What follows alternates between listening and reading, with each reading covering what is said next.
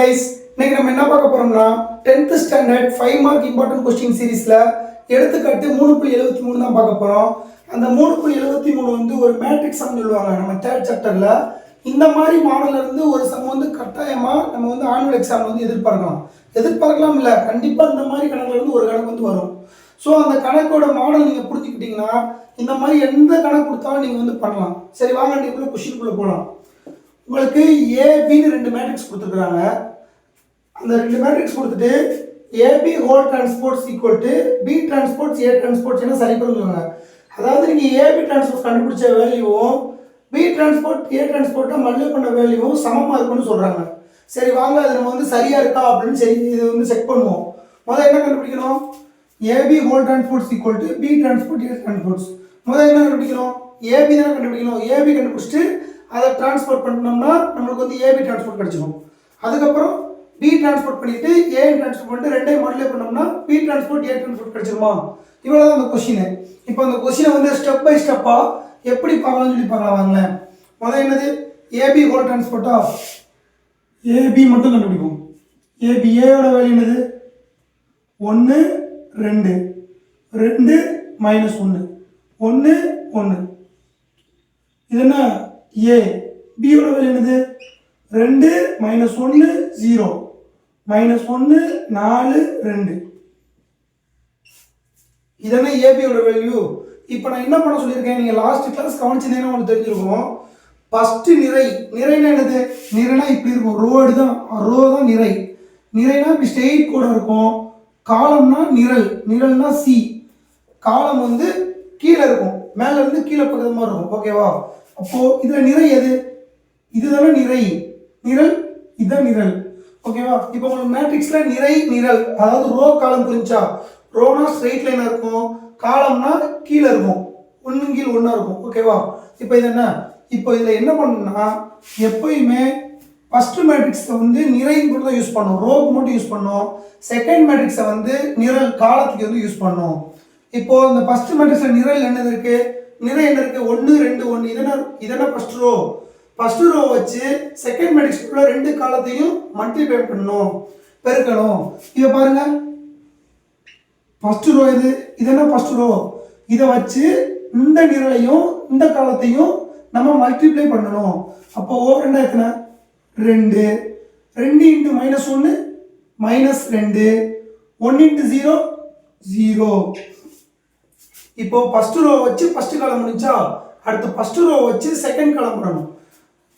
1 × -1 -1 2 × 4 8 1 × 2 2. First இது முடிஞ்சா இப்போ ரெண்டாவது ரோ வச்சு ரெண்டாவது மேட்ரிக்ஸ்ல உள்ள ஃபர்ஸ்ட் காலத்தை வந்து மல்டிப்ளை பண்ணனும்.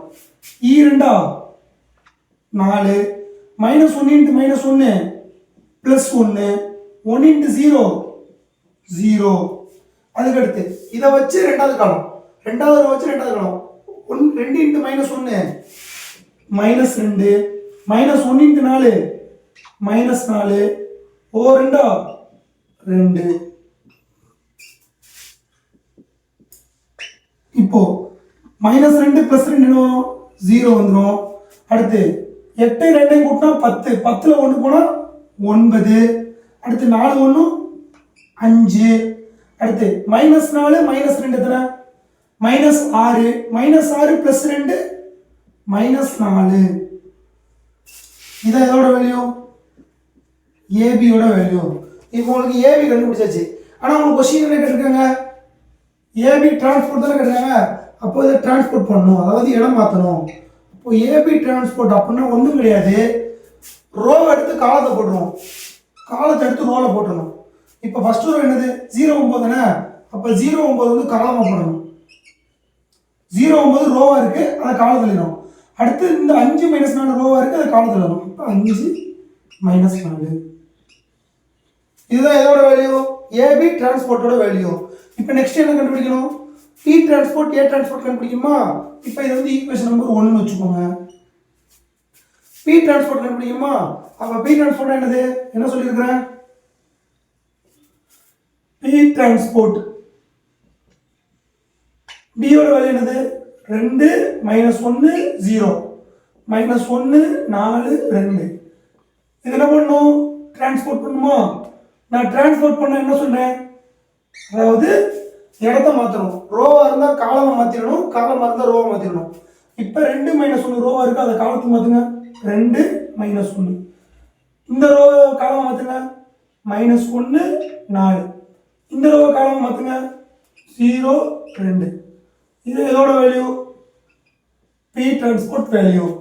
புரிஞ்சா? பி டிரான்ஸ்போர்ட் எப்படி கண்டுபிடிச்சுக்கோன்னு, இந்த ரோவை எடுத்து காலம் எழுதிட்டேன், இந்த ரோவை எடுத்து இந்த காலம் எழுதிட்டேன், இந்த ரோவை எடுத்து இந்த காலம் எழுதிட்டேன். இப்போ பி டிரான்ஸ்போர்ட் முடிஞ்சா? இப்போ நெக்ஸ்ட் என்ன கண்டுபிடிக்கணும்? பி டிரான்ஸ்போர்ட் முடிஞ்சு, அடுத்து என்ன கண்டுபிடிக்கணும்? ஏ டிரான்ஸ்போர்ட் கண்டுபிடிக்குமா? அப்போ ஏ டிரான்ஸ்போர்ட் ஈக்குவல் டு ஏயோட வேல்யூ என்னது? 1 2 1. 1 2 1. 2 -1 1. 2 -1 1. இது என்ன பண்ணும்? டிரான்ஸ்போர்ட் பண்ணுமா? நான் என்ன சொல்லியிருக்கேன்? டிரான்ஸ்போர்ட்னா ரோ எடுத்து காலம் எழுதணும், காலம் எடுத்து ரோ மாற்றணுமா? இப்போ ஃபர்ஸ்ட் ரோ எடுத்து காலம் எழுதுங்க. அப்போ 1 2 1. இங்கே 2 -1 1. இதான் எதோட வேல்யூ? ஏ டிரான்ஸ்போர்ட்டோட வேல்யூ. இப்போ உங்களுக்கு பி டிரான்ஸ்போர்ட் கண்டுபிடிச்சு, ஏ டிரான்ஸ்போர்ட் கண்டுபிடிச்சு, இந்த ரெண்டை என்ன பண்ணணும்? மல்டிப்ளை பண்ணோம்னா நம்மளுக்கு ஒரு ஆன்சர் கிடைக்கும்ல, அந்த ஆன்சரும் இதுவும் ஈக்குவலாக இருக்கான்னு பார்க்கணும். இப்போ மல்டிப்ளை பண்ணுங்க பார்ப்போம். B transpose A transpose equal to, இப்போ பி டிரான்ஸ்போர்ட் வேல்யூ என்னது? 2 -1 0. -1 4 2. இப்போ ஏ டிரான்ஸ்போர்ட் வேல்யூ என்னது? 1 2 1. 2 -1 1. இப்போ ரெண்டே மல்டிப்ளை பண்ணுமா? நான் என்ன சொல்லியிருக்கேன்? ஃபர்ஸ்ட் மேட்ரிக்ஸ் எப்போ எதுக்கு யூஸ் ஆகும்? ஃபர்ஸ்ட் மேட்ரிக்ஸ்னா ரோன்னு அர்த்தம், செகண்ட் மேட்ரிக்ஸ்னா காலம்னு அர்த்தம். அதாவது ஃபர்ஸ்ட் மேட்ரிக்ஸ் உள்ள ஃபர்ஸ்ட் ரோ வச்சுக்கிட்டு செகண்ட் மேட்ரிக்ஸ் உள்ள ரெண்டு காலத்தையும் மல்டிப்ளை பண்ணணும். அதை முடிச்சதுக்கப்புறம் ஃபர்ஸ்ட் ரோவில் உள்ள செகண்ட் ரோ வச்சு இந்த செகண்ட் மேட்ரிக்ஸில் உள்ள ரெண்டு காலத்தையும் மல்டிப்ளை பண்ணணும். மல்டிப்ளை பண்ணோம்னா நமக்கு ஆன்சர் வந்துடும். இப்போ ஃபர்ஸ்ட் ரோ எடுத்துக்கோங்க. ஃபர்ஸ்ட் ரோ எடுத்துட்டு ஃபர்ஸ்ட் காலத்தை மல்டிப்ளை பண்ணுங்க. ஓ 2 2 -1 × 2 -2. 0 × 1 0. முடிஞ்சா? இப்போ நெக்ஸ்ட் ஃபர்ஸ்ட் ரோ வச்சு செகண்ட் காலத்தை மல்டிப்ளை பண்ணுங்க. E 2 4. -1 × -1 +1. 0 × 1 0. அடுத்து செகண்ட் ரோ வச்சு ஃபர்ஸ்ட் காலத்தை மல்டிப்ளை பண்ணுங்க. -1 × 1 -1. 4 8. ஓ 2 2. அடுத்து -1 × 2 செகண்ட் ரோ வச்சு செகண்ட் காலத்தை மல்டிப்ளை பண்ணுங்க. -1 × 2 -2. 4 × -1 -4.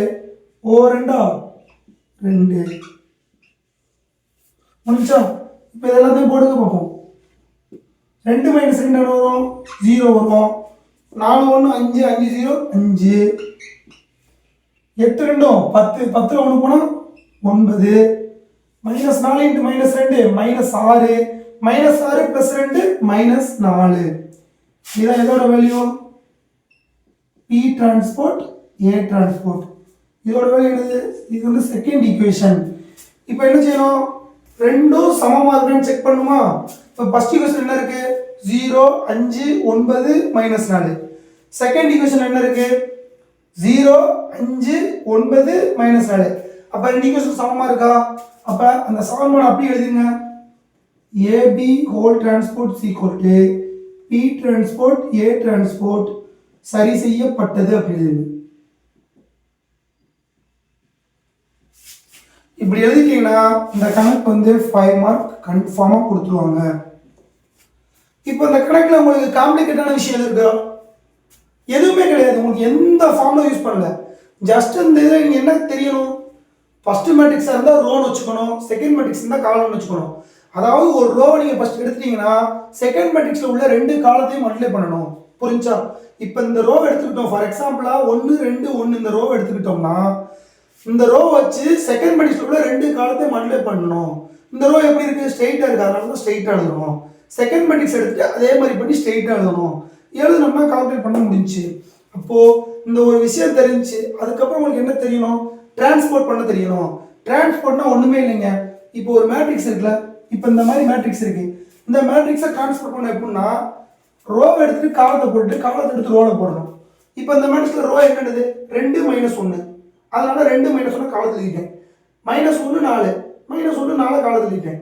0 2 0 2 காலத்தில் எழுதிட்டேன். இவ்வளோதாங்க. இதுக்கப்புறம் உங்களுக்கு வேறு என்ன தெரிய வேண்டியிருக்கு? நார்மலான கூட்டல் கழித்தல் தெரிஞ்சா, கூட்டல் கழித்தல் பெருக்கல் இந்த 3 விஷயம் தெரிஞ்சா இந்த கணக்கை தூக்கி அடிச்சுட்டு போய்கிட்டே இருக்கலாம். இந்த மாதிரி மாடலில் கட்டாயமாக ஒரு சம் வந்து நம்ம வந்து ஆனுவல் எக்ஸாம் வந்து கண்டிப்பாக வந்து கிடைக்கும். பார்த்துக்கோங்க, நல்லா பார்த்துக்கோங்க. ஒரு ஃபஸ்ட்டு வந்து கொஞ்சம் கஷ்டமாக தான் இருக்கும்.